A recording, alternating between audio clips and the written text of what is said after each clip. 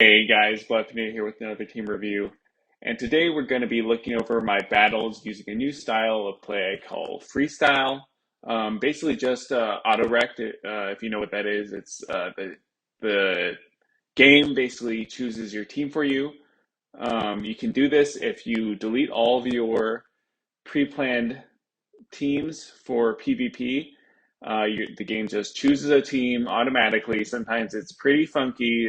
The game has a wide berth of um, combat power that it chooses from, like anywhere from like 1,000 combat power below the maximum to the maximum combat power possible. Like, for example, you could have a 700 CP Crustle in Great League, stuff like that. But what I did was I would just take that team and I would think about how it would fit into the meta. I would make some alterations. Sometimes I'd play the team as is. And it made for some very interesting battles. It made for some battles using Pokemon that I'd never used before and that I fell in love with thanks to this style of play. So, without further ado, let's see some of my initial battles using this method.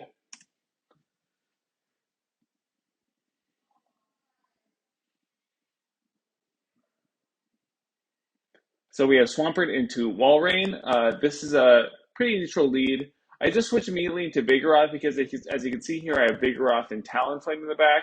Talonflame in the back is quite good against Walrein, and of course, Vigoroth is a pretty hard counter to Walrein.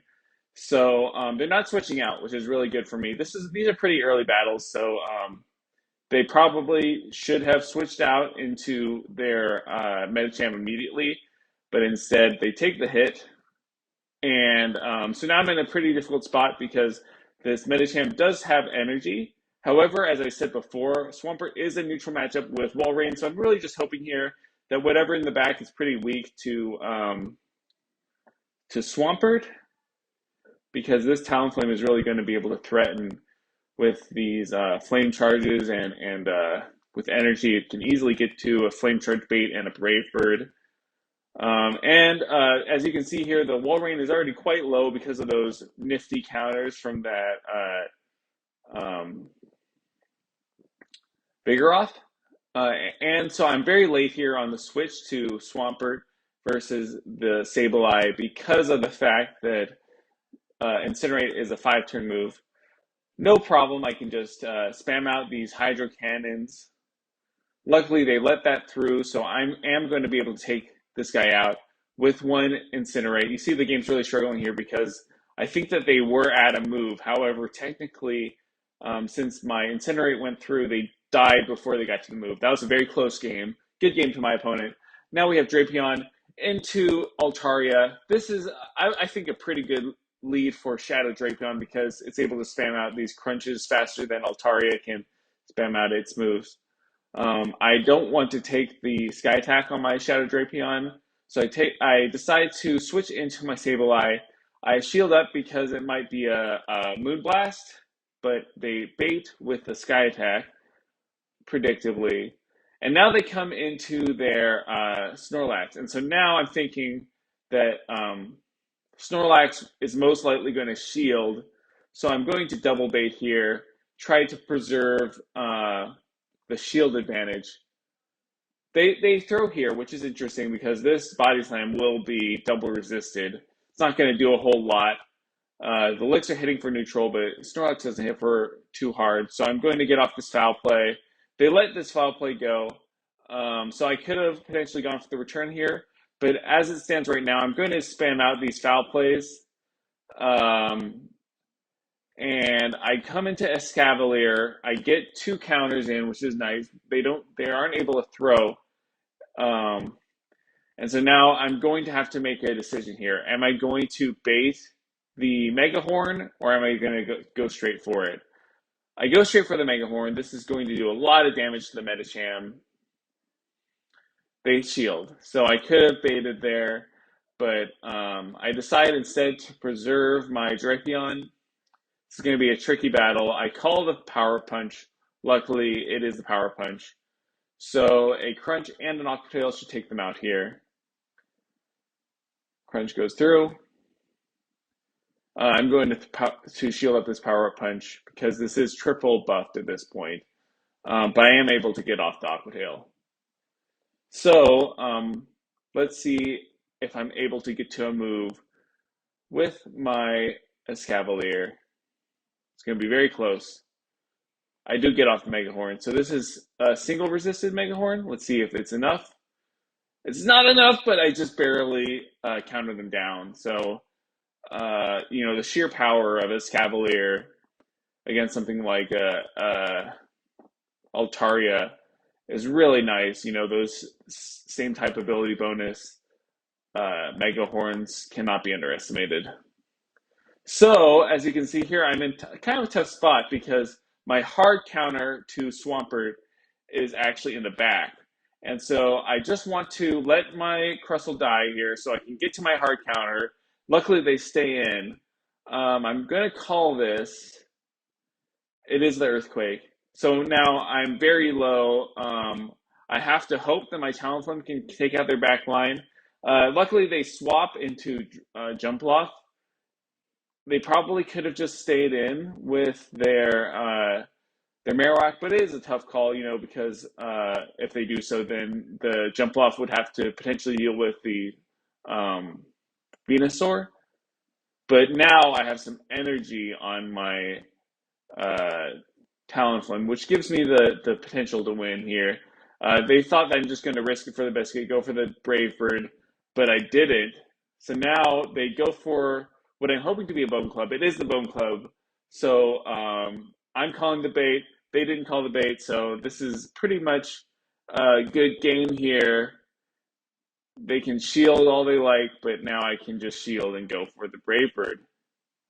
So this is a case of me correctly reading that they're going to shield, me correctly reading they're going to bait. It's a risky business, but that's the fun of the Go Battle League freestyle because you're just kind of playing by the seat of your pants. Never know what's going to happen. This is a negative lead right here. I'm going straight to Venusaur because I'm reading here that they don't have a hard counter to Venusaur if they're leading a Cough Egregious. And in a one-to-one situation, Venusaur can kick some ass. I'm expecting a Psychic here. They go for the Dark Pulse, so I could have shielded that up. But they come into Vigoroth, and I already have a 3 Vine Whip advantage. So with a 3 Vine Whip advantage, I'm looking pretty good. This Body Slam would probably do about as much as the Dark Pulse. It doesn't really matter which one I shielded up. I'm going to just take it. And let's see if I can just I go into the Beedrill because I wasn't sure if I was going to survive those counters. Really, I'm still not sure if I would have survived those. It would have been very close. But the Beedrill can just spam out these X Scissors.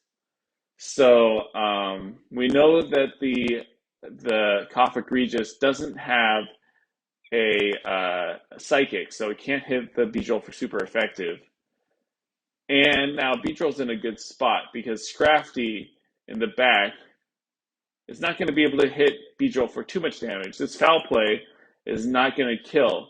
And Beedrill is double resistant to counters. So even though counter is a very good high damage fast move, I am going to just barely reach this X Scissor. So the X Scissor is just getting a little bit of lag here, but it does take him out. And so this is an example where they needed to save the Cough Egregious. Cough Egregious could have been pretty devastating in the end there, but luckily Venusaur was able to tidy up because they let it get a little bit of an energy advantage. So they switch immediately into Defense Deoxys versus my Machamp. I switch into my Beedrill, and this is a pretty good matchup.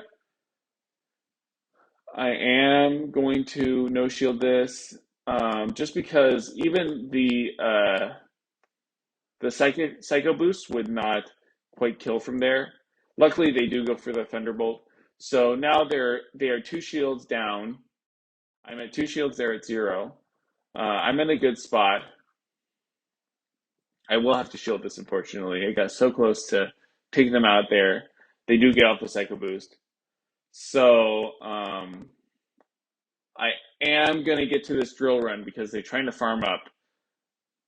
And this drill run is going to do more than half their health, as you're going to see. So really now, I just need to either get to this next drill run.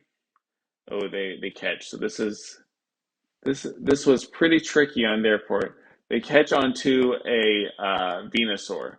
So I'm going to have to make a call here. I need to shield up. I need to farm up a little bit extra energy so that I can get to this drill run, or at least threaten the drill run so they have to throw. Unfortunately, I just make a miscalculation. They get to the frenzy plant. That was my bad. I have to farm all the way down here. Luckily, I'm able to do it, and I win CMP versus the Stunfisk.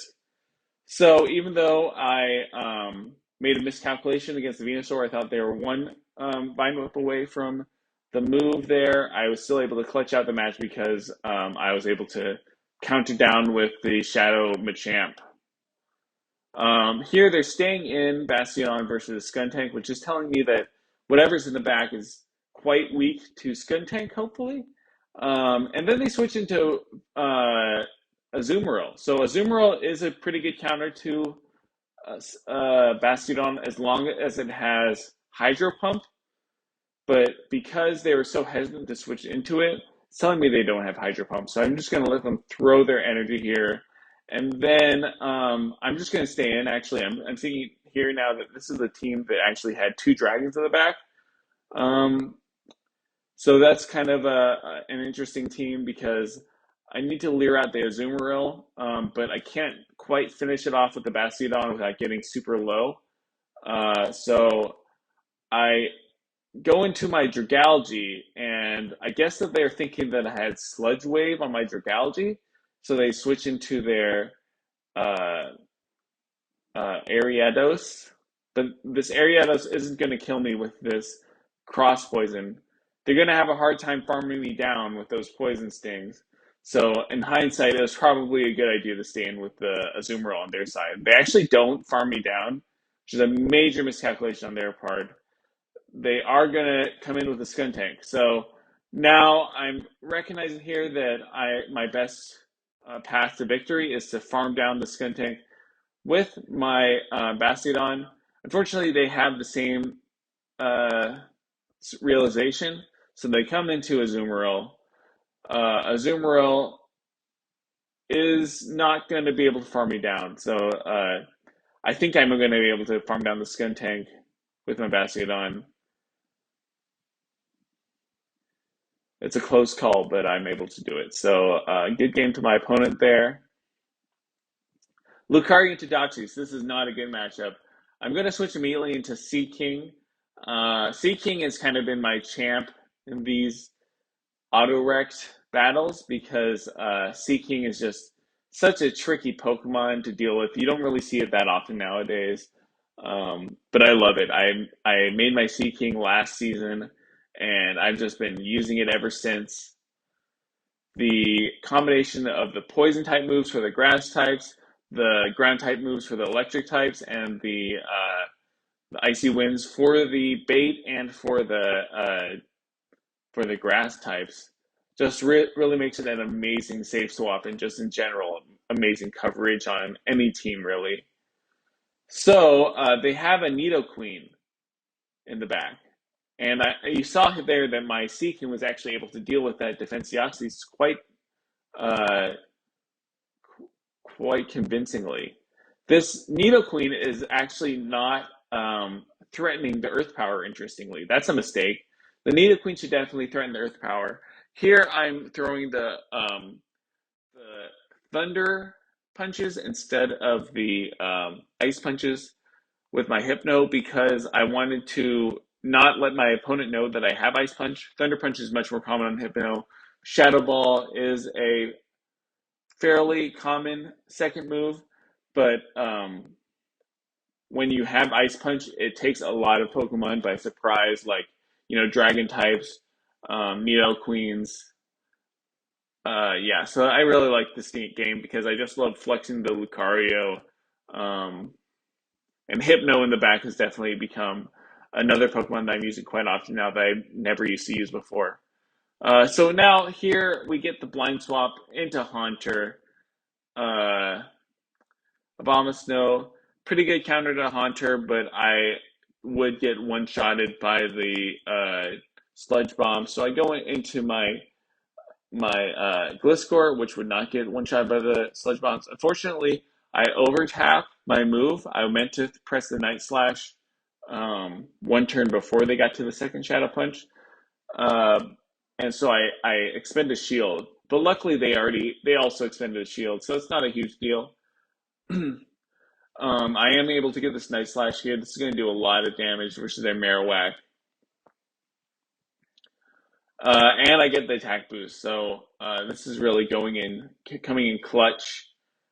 They catch onto their Shift Tree, which is perfectly fine. I'm going to come into my Abomasnow here. They really needed to save the Marowak for Abomasnow. As it is, my Marowak is aligned with their Shift Tree. It is going to be able to threaten the Shift Tree quite a bit. I'm calling this as a Leaf Blade because Foul Play doesn't do a whole lot more than a resisted Leaf Blade, really. And luckily they do go for the Leaf Blade. So I'm just going to get the chip damage off on the Marowak because one Fire Spin will easily take me out. But they throw, so this was very much a mistake on my opponent's part. They definitely shouldn't have thrown. They shouldn't have thrown the Shadow Bone instead of the Bone Club. And those were all my battles. So in retrospect, this was a super fun way to play the game, in my opinion. I really enjoy the fact that we are not getting ratings anymore. I can just play kind of loosey-goosey, whatever way I want to. Really looking forward to trying out this freestyle auto-rect type of gameplay in the other leagues, especially Ultra League Premier. Unfortunately, we're not getting a Master League Premier this season. I would really like to try auto-rect in Master League, and it gives me incentive to use those Pokemon that I might have forgotten about deep within, the recesses of my Pokemon bag. So if you yourself would like to try auto-rect or freestyle type of Go Battle League battles, if you find some luck with them, if you have fun with them, please let me know. And get out there, go have some fun. Um, Pokemon Go definitely is not supposed to be a competitive game. It's supposed to be a fun game. So whatever brings you joy, go out and do it. And I hope to see you guys next time. Have a good one.